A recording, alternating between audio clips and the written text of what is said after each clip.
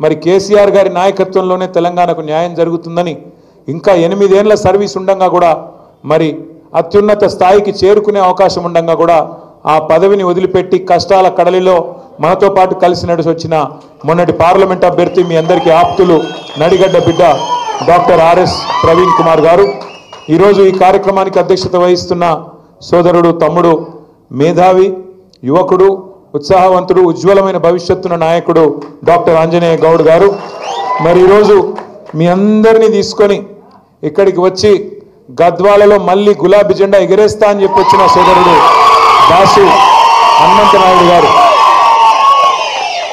కాదు అందరు అరే నువ్వు ఆగురాబు అందరేమో ఇక ఫలానా నా బాస్ అని చెప్పుకోవాలి ఆయననేమో పేరులోనే బాస్ అని పెట్టుకొని కూర్చున్నాడు దాసు హనుమంత నాయుడు గారు తప్పకుండా మీ అందరి ఆశీర్వాదంతో గొప్ప నాయకుడిగా వారు ఎదగాలని మనస్ఫూర్తిగా కోరుకుంటూ అదేవిధంగా వేదిక పైన ఆశీనులైన సోదరుడు విజయ్ గారు సోదరులు పెద్దలు మాన్యులు రాజ్యసభ మాజీ సభ్యులు మన పార్టీ యొక్క కేంద్ర కార్యాలయ బాధ్యులు అన్న రావుల చంద్రశేఖర్ రెడ్డి గారు కరీంనగర్ ఉమ్మడి జిల్లా పరిషత్ మాజీ అధ్యక్షురాలు మన తెలంగాణ మన పార్టీ యొక్క మహిళా విభాగం అధ్యక్షురాలుగా కూడా గతంలో పనిచేసిన అక్క మన ఆడబిడ్డ తుల ఉమ్మ గారు అదేవిధంగా సోదరులు బైకాని శ్రీనివాస్ యాదవ్ గారు సోదరులు అలీపురం వెంకటేశ్వర రెడ్డి గారు అదేవిధంగా సోదరి శ్యామల గారు వేదికపై ఆసీనులైన మరి సోదరులందరికీ పేరు పేరున వేదిక ముందున్న పాత్రికేయ మిత్రులకు కూడా హృదయపూర్వకంగా నమస్కారం మీ ఆవేశము మీ ఉత్సాహం చూస్తూ ఉంటే తప్పకుండా తొందరలోనే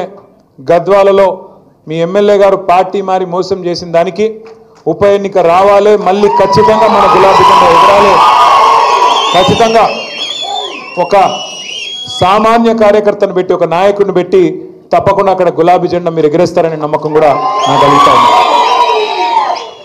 నిజంగా గత 18 నెలల పరిపాలన చూస్తే మనందరికీ ఒక విషయం స్పష్టంగా అర్థమైంది రాష్ట్రంలోని ప్రజలకు కూడా స్పష్టంగా అర్థమైనది ఈ శతాబ్దపు అతిపెద్ద మోసం ఏదన్నా ఉంది అంటే కాంగ్రెస్ పార్టీ ఇచ్చిన అభయహస్తం అనే మేనిఫెస్టో 420 హామీలు ఇచ్చి ఎవరికి ఏది కావాలంటే అది చేస్తామని చెప్పి అరిచేతిలో వైకుంఠం చూపెట్టి ఆకాశంలో ఉన్న స్వర్గాన్ని కూడా మీ కాడికి తీసుకొస్తాం మీ ఇంటి ముంగట పెడతామని చెప్పి పచ్చి అబద్ధాలు చెప్పి జూటా మాటలు చెప్పి ఈ శతాబ్దపు అతిపెద్ద మోసాన్ని రాహుల్ గాంధీ వచ్చి సోనియా గాంధీ వచ్చి మల్లికార్జున్ ఖార్గే గారు వచ్చి ప్రియాంక గాంధీ వచ్చి సిద్ధరామయ్య వచ్చి ఒకరు కాదు పెద్ద వాళ్ళందరూ వచ్చి రకరకాల డిక్లరేషన్లు రకరకాల మాటలు ఎన్ని పచ్చి అబద్ధాలు చెప్పి వాళ్ళ ప్రజలను మోసం చేసినారో ఒక్కసారి గుర్తు తెచ్చుకోమని చెప్పి నేను కోరుతా ఉన్నా ఇవాళ నిజంగా కూడా చెప్తున్నాను నేను కొంత బాధతో కొంత మరి అసంతృప్తితో కూడా చెప్తా ఉన్నా ఈ మాట అంతా బాగా నడుస్తున్న టైంలో 10 ఏళ్ళు తెలంగాణకు బలమైన పునాది పడి ముందుకు పోతున్న టైంలో ఆ మధ్యలో నేను చిన్నగున్నప్పుడు సినిమా వచ్చింది మోసగాళ్లకు మోసగాడని యాదుకుందా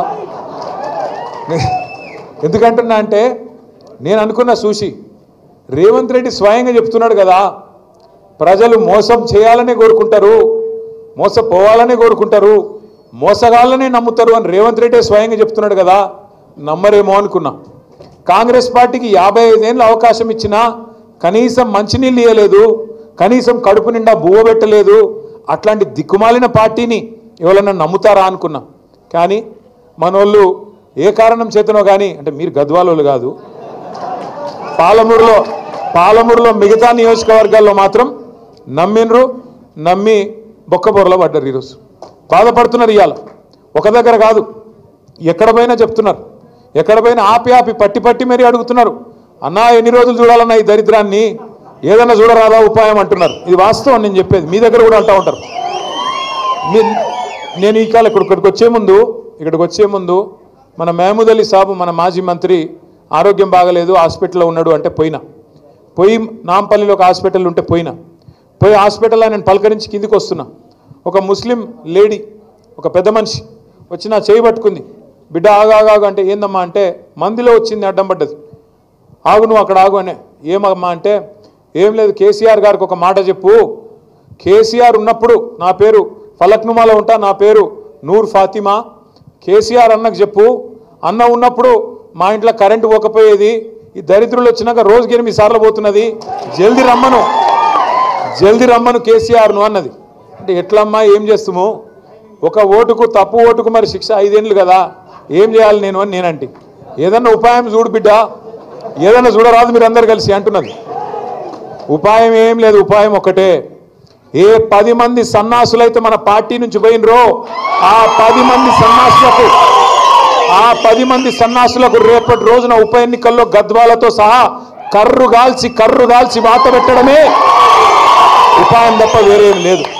మీ అందరికీ నేను మాటిస్తా ఉన్నా, వీళ్ళు వాళ్ళు అని కాదు, మీ ఎమ్మెల్యే పేరు తీసుకునే అక్కర కూడా లేదు. ఎందుకంటే కుండ పగిలితే పగిలింది కానీ కుక్క బుద్ధి తెలిసింది అని ఎవడు మనోడో ఎవడు దుర్మార్గంగా మనతో నుండి వెన్నుపోటు పొడిచేటోడో మనకు అర్థమైంది ఇవాళ. కాబట్టి అట్లాంటి వాళ్ళ పేర్లు తీసుకొని వాళ్ళని పెద్దోళ్ళని చేయాల్సిన అవసరం లేదు. ఆ 10 మందిని మీరు గట్టిగా అనుకుంటే గద్వాలలో పండబెట్టి తొక్కే శక్తి మీకుందని మాట నేనేదో ఆవేశంతో నీ మాట చెప్తలేను, బాధతోనే చెప్తా ఉన్నా. ఇన్ని చేసిన తర్వాత గద్వాలకి ఇప్పుడే పెద్దలు చెప్తున్నారు గద్వాలకి ఏమేం చేసినారో కేసీఆర్. 1-2 ఆంజనేయ గౌడ్ చెప్తుంటే వింటా ఉన్నా నేను. ఒక మెడికల్ కాలేజ్, డిగ్రీ కాలేజ్ కావాలంటే, జూనియర్ కాలేజ్ కావాలంటే గతంలో గద్వాల తాలూకాలో పిల్లలు రోడ్డు ఎక్కంది, ధర్నా చేయండి, పట్టించుకునే నాదుడు లేదు. అట్లాంటిది మీరు అడగకుండానే, మీరెవ్వరూ అడగలేదు, దండం పెట్టలేదు, దరఖాస్తు చేయలేదు, మీ ఎమ్మెల్యే అడగలేదు, ఎవరు అడగలేదు. కేసీఆర్ గారే ఆలోచించి అయితే రాయచూరుకో లేదా కర్నూలుకో పోయే దుస్థితి మా నడిగడ్డ బిడ్డకి ఎందుకు ఉండాలని చెప్పి 600 పడకల ప్రభుత్వ ఆసుపత్రిని గద్వాలలో పెట్టింది కేసీఆర్ కాదా?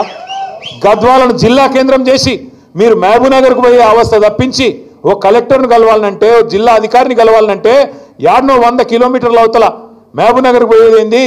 మీ కాడికే ఒక ఐఏఎస్ అధికారిని, ఐపీఎస్ అధికారిని తీసుకొచ్చి జిల్లా అధికారులను మీ నడిగడ్డలో, మీ గద్వాలలో కూర్చోబెట్టింది కేసీఆర్ కాదా? ఎన్ని మారినాయి నాకు గుర్తుంది. సరిగ్గా 4-4.5 ఏళ్ల కిందట అనుకుంటా ఒకరోజు గద్వాలలో, ఆ రోజు మేమందరం వచ్చినాం మంత్రులుగా, ఏదో అధికారిక కార్యక్రమానికి పోతుంటే తొవ్వలో ఒక పత్తి చేను కనబడ్డది. వ్యవసాయ మంత్రిగా ఆనాడు పెద్దలు, ఎక్కడ ఏ మండలం అది, దరూరు మండలం, చిన్నపాడు గ్రామం. ఆ గ్రామానికి ఆ రోజు వ్యవసాయ మంత్రిగా నిరంజన్ రెడ్డి గారు, నేను అందరం ఏదో ప్రోగ్రాం మీద వచ్చినాం. పోతుంటే పత్తి చేనుల చాలామంది కూలీలు కనబడ్డారు, రైతులు కనబడితే పలకరిద్దామని పోయి ఆడ కింద చాలా మంది లేడీస్ ఉండే, పలకరిద్దామని పోయినాం. చిన్నంపాడు గ్రామం, దరూరు మండలం. పోతే నాకు ఇంకా కూడా గుర్తున్నది ఆ సందర్భం. ఎందుకంటే పాలమూరు అంటేనే వలసల జిల్లా, పాలమూరు అంటేనే ప్రతి సంవత్సరం బతుకుదెరువు లేక, నీళ్లు లేక, కష్టపడే మనుషులున్నా, నీళ్ళిచ్చే సంస్కారం ఉన్న ప్రభుత్వాలు లేక, పట్టించుకునే నాయకులు లేక వలసలు పోయిన జిల్లా, వెతలుబడ్డ జిల్లా పాలమూరు. సంవత్సరానికి 14 లక్షల మంది బతుకుదెరువు కోసం వలసపోయిన జిల్లా పాలమూరు. అట్లాంటి వలసల జిల్లాలో మేము ఆడపోయి ఆ రైతు కూలీలందరి దగ్గర పోయి, అమ్మ బాగున్నారా అని పలకరిస్తుంది. బాగున్నామన్నా అని, ఎక్కడ ఏ ఊరమ్మా మీది అంటే నేను అనుకున్నా అయితే అలంపూర్ తాలూకోళ్ళు అయింటారు, లేకపోతే గద్వాల తాలూకోళ్ళు అయింటారు అనుకున్నా. వాళ్ళు చెప్తలేరు మాకు, ఏ ముస్మిస్ నవ్వులు నవ్వుతున్నారు చెప్తలేరు మాకు. మేము పోయి అడిగితే ఇదేమబ్బా వీళ్ళు సిగ్గుపడుతున్నారని చెప్పి, ఎక్కడమ్మా మీ ఊరు అని 2-3 సార్లు అడిగితే, అందులో నాకు నిజంగా ఆశ్చర్యం అనిపించింది, సంతోషం కూడా అనిపించింది. అందులో ఒక 2-3 ఆడబిడ్డలేమో, అన్నా మాది కర్నూలు అన్న, ఆడికెళ్ళి వచ్చి ఇక్కడ పని చేస్తున్నామని చెప్పి. ఇంకో 2-3 అన్నా మాది రాయచూరు అన్న, ఇక్కడికి వచ్చి పని చేస్తున్నాం, కర్ణాటకలో పరిస్థితులు బాగలేవన్నా అని చెప్పి. మేము కార్లు ఎక్కంగానే మేము అనుకున్నాం ఎట్లా మార్పు వచ్చే చూడు, వలసల జిల్లాగా పేరుపడ్డ పాలమూరుకు రివర్సు వలసలు వచ్చే పరిస్థితి వచ్చింది కదా. ఆంధ్ర నుంచి, కర్ణాటక నుంచి అక్కడి కష్టజీవులు ఇక్కడికి వచ్చి మన పొలాల్లో పనిచేసే పరిస్థితి వచ్చింది అంటే నీళ్ళు వస్తేనే కదా. కేసీఆర్ గారు ఆనాడు మీకు యాదుకుండాల, రాజోలి బండ డైవర్షన్ స్కీమ్ కోసం అలంపూర్ జోగులాంబ నుంచి ఆర్డీఎస్ దాకా నడిచిండు కేసీఆర్ ఆనాడు పార్టీ పెట్టిన కొత్తలోనే. ముఖ్యమంత్రి అయిన తర్వాత, రాష్ట్రం వచ్చిన తర్వాత మీకోసం తుమ్మిళ్ళ కట్టినా, ఇంతకుముందు తమ్ముడు చెప్పినట్టు రాలేవాగు ప్రాజెక్టుతోని, మన రాలెంపాడు ప్రాజెక్టుతో 2 లక్షల ఎకరాలకు నీళ్ళు ఇచ్చిన కేసీఆర్ ప్రభుత్వమే చేసిందా లేదా? అందుకే నిజాయితీగా నడిగడ్డ బిడ్డలు మళ్ళా కేసీఆర్ రావాలని చెప్పి మీరు 3 సార్లు కూడా ఓట్లేసి గెలిపించినారు. కానీ ఓటేసి గెలిపిస్తే ఇలా రాష్ట్రంలో జరుగుతున్నదేంది? ఒకనాడు మన నినాదం తెలంగాణ ఉద్యమంలో నీళ్లు నిధులు నియామకాలు, నీళ్లు నిధులు నియామకాలు. ఇలా రేవంత్ రెడ్డి ప్రభుత్వం వచ్చినాక ఏమైపోయింది? ఆ నినాదం మారిపోయింది. ఇప్పుడు ఏమిటి తెలుసా కొత్త నినాదం? బీఆర్ఎస్ మీద నిందలు, బిల్డర్లతో కాంట్రాక్టర్లతో దందాలు, రాహుల్ గాంధీకి చందాలు. నిందలు దందాలు చందాలు, నీళ్లు నిధులు నియామకాలు లేదు, నిందలు దందాలు చందాలు. తెల్లారి లేస్తే ఎవరిని దోసుకోవాలా, ఎవరిని ఎట్లా బెదిరించాలా, ఎవరిని తోలు వలిచి పైసలు వసూలు చేయాలా, ఎట్లా ఢిల్లీకి డబ్బులు పంపాలా. రేవంత్ రెడ్డి గారు మాటల మనిషి అని మనకు ముందే తెలుసు, మాటలు బాగా చెప్తాడు. ఎలక్షన్ల ముందు చాలా చెప్పిండు మాటలు, మీకు యాదుకుండాల. మాటల మనిషి అనుకున్నాం ఆనాడు, కానీ మూటల మనిషి అని ఇప్పుడు తెలుస్తూ ఉన్నది. అప్పుడు చంద్రబాబు నాయుడు మూటలు మోసిండు, యాదుకుండాల మీకు. ఓ నల్ల బాగులో దొరికిండు కదా, యాదుకుందా? ఇప్పుడు ఏమో ఢిల్లీకి మూటలు మోస్తున్నాడు. తేడా ఏమీ లేదు, మాటల మనిషి మూటల మనిషి అయిపోయినాడు. మీరు యాద్ చేసుకోండి, మీరు యాద్ చేసుకోండి. నిజంగా కూడా ఎన్ని అబద్ధాలు, ఎన్ని మాటలు. ఉరకండి, తొందరగా పోండి, పరిగెత్తుకుంటూ పోండి, బ్యాంకు ఉరికి తెచ్చుకోండి, 2 లక్షల రుణం నేను వస్తున్నా, రాగానే సోనియమ్మ మీద ఒట్టు మాఫీ చేస్తా అన్నాడు. డిసెంబర్ 9 నాడు సంతకం పెట్టేస్తా అన్నాడు. పిలిచిండు బ్యాంక్ వాళ్ళని పిలిచిండు. బ్యాంక్ వాళ్ళందరిని అడిగిండు, మరి 2 లక్షల దాకా రుణం మాఫీ చేయాలంటే ఎన్ని పైసలు అవుతాయి అని అడిగిండు. ఎన్ని పైసలు అయితే అంటే వాళ్ళు అన్నారు చాలా పైసలు అవుతాయి సార్ అని వాళ్ళు చెప్పారు. చాలా అంటే ఎంత అన్నాడు. దగ్గర 50,000 కోట్లు అవుతాయి సార్, కరెక్ట్గా చెప్పాలంటే 49,500 కోట్లు అవుతాయి సార్ అని చెప్పారు. చెప్తే ముఖ్యమంత్రికి గొంతులో రాయబడ్డట్టు అయింది. వామ్మో ఇదేమి రాని తెలియక చెప్తిమి, ఏదో ఒకటి చెప్తిమి, ఎట్లా అని ఆలోచన చేసినాడు. ఆయన బట్టి ఇద్దరు కూర్చున్నారు, ఏం చేయాలా ఆలోచన చేసి తెల్లారి ముఖ్యమంత్రి గారు ఎక్కడో మీటింగ్లో మాట్లాడుతున్నాడు. 49,500 కోట్లని ముందు రోజే బ్యాంకులు చెప్పి పోతే తెల్లారి ముఖ్యమంత్రి గారు ఒక సభలో మాట్లాడతాడు. 40,000 కోట్లు నేను కట్టేస్తా, ఒక్క సంవత్సరం కడుపు కట్టుకుంటే 40,000 కోట్లు కట్టి పారేస్తా అన్నాడు. 9,000 కోట్లు మింగేసిండు రాత్రికి రాత్రి. 4 రోజులు అయ్యింది, క్యాబినెట్ మీటింగ్ పెట్టే. క్యాబినెట్కు రుణమాఫీ అని ఫైల్ తీసుకుపోయి ముఖ్యమంత్రి గారేమో 40,000 కోట్లు అని చెప్పే. 4 రోజుల తర్వాత క్యాబినెట్కు ఫైల్ పోతే రుణమాఫీ 31,000 కోట్లతోని రుణమాఫీ అని మళ్ళీ సపట్లు కొట్టే. మళ్ళీ 9,000 కోట్లు మింగిండు. తర్వాత మళ్ళీ చూస్తే అసెంబ్లీ పెట్టిండు, మేమందరం పోతిమి రుణమాఫీ ఏమో అని బడ్జెట్ పెట్టిండు. బడ్జెట్ కాడికి వచ్చే వరకు 26,000 కోట్లతోని రుణమాఫీ, మళ్ళీ 5,000 కోట్లు మింగిండు. మేం పరిశాన్యమ్మ ఏడవైరాని. మళ్ళీ చూస్తే 4 రోజులకు సాగు కబురు సల్లగా బట్టి గారు చెప్పే. ఎప్పుడు మళ్ళీ బ్యాంకులతో మీటింగ్ పెట్టిండు. అందులో తెలుగులో మాట్లాడితే మనకు తెలుస్తుందని చెప్పి వాళ్ళతో ఇంగ్లీష్లో మాట్లాడుతున్నాడు. ఇక మన దానిలో కూడా అంతో ఇంతో ఇంగ్లీష్ వచ్చిన వాళ్ళు ఉన్నారు కదా, ఈ ప్రవీణ్ అన్న లెక్క నా లెక్క. మేము చదువుకున్నాం కొద్దిగా, బట్టన్న అంత తెలివి లేకపోవచ్చు కానీ మాకు కూడా కోస్తా ఉన్నది కదా. వాళ్ళకి చెప్తున్నాడు ఇంగ్లీష్లో, ఎవరు బట్టి ఇగో మేము పైసలు వేసినాం కానీ మీరు ఇంకా 11-12,000 కోట్లు కూడా ఇవ్వలేదు కదా రుణమాఫీకి అని తిడుతున్నాడు వాళ్ళని ఇంగ్లీష్లో. అంటే ఎక్కడ కథ ప్రారంభమైంది? 49,500 కోట్ల కాడ ఇచ్చింది ఎంత? 11-12,000 కోట్లు. చారాన కోడికి బారాన మసాలా అంటే విన్నరా?